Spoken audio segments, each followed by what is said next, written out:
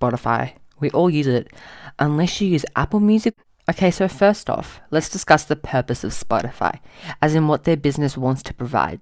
Spotify claims that their business is to unlock the potential of human creativity by giving 1 million creative artists the opportunity to live off their art and billions of fans the opportunity to enjoy and be inspired by it. They also wish to have successfully been able to provide easy access to all genres of music for music lovers all around the world. This growth of streaming sadly is taking up room for older formats of music to flourish. These formats include DVD, CD, vinyl and cassette, which have seen a large downfall since their glory days of the vinyl around the 1950s ending in 2010s with CDs.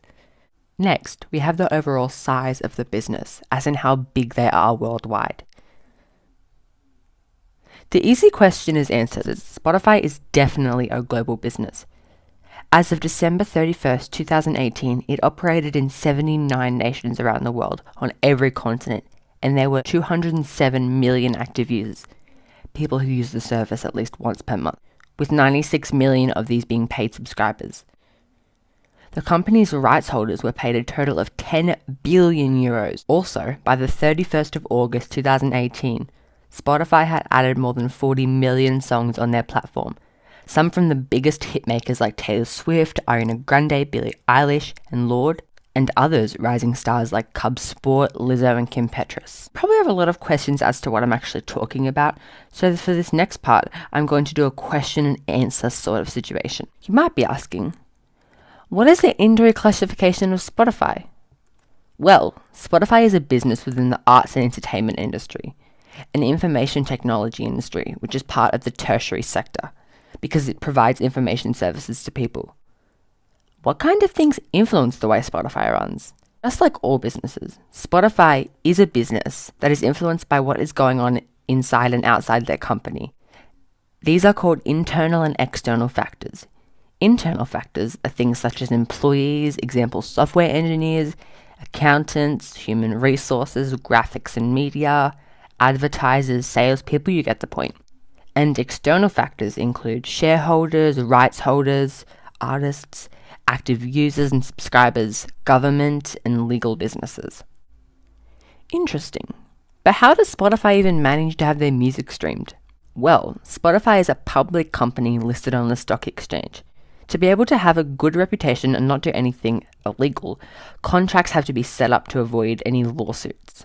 These contracts are set up between the company, artist, and the listener. They pay the artist a portion of funds received from subscribers and advertisers. The advertisers have a contract with Spotify to make sure for non-Spotify subscribed members that their advertisements are being shown. Have you ever seen a please agree to terms and conditions but wasn't bothered reading like 40 pages on it? Well, those 40 pages state out what you are actually buying or subscribing to. Doing this avoids any lawsuits that Spotify could get if its streaming isn't what it advertised. What else affects the business? There are all kinds of other things that can affect the way in which Spotify runs. Some other examples are where the business mainly runs, where offices are located, which is called geography. Another is things like money and how the overall economy is going. These are called economic. These two things are quite linked together for the way Spotify works as a company. Some of these influences include different countries having different laws and taxes that will affect how the company works in different places. Another is the fact that some countries will have different technology levels, and this will affect how much people can actually access Spotify. And lastly, some countries have restricted access to the internet, and this can affect people's use and access to Spotify. All of these factors will have an influence on the running and success of the company. Is that all the influences? Any more? As I said, there are many different ones. Some more are social and political influences on the business. Social influences are things such as trends and different things that the market looks for. These are things such as people wanting an easier way to navigate Spotify better and wanting to find their own style of music without having a hard look. Thus, Spotify changed the way listeners can search through their app.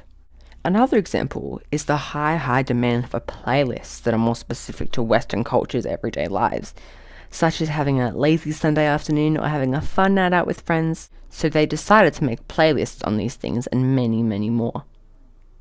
Political influences are certain things put in place by the government, any government, that can positively and negatively affect the way the business runs. Some examples of this happening are where there is limited access to restricted parts of the internet or to certain types of music or art.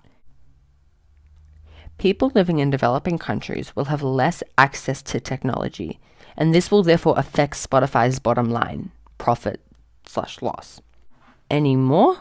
Wow, you really want a lot of information, don't you? Well, I guess I need to fit it into 5 minutes, so fine, I'll give you more.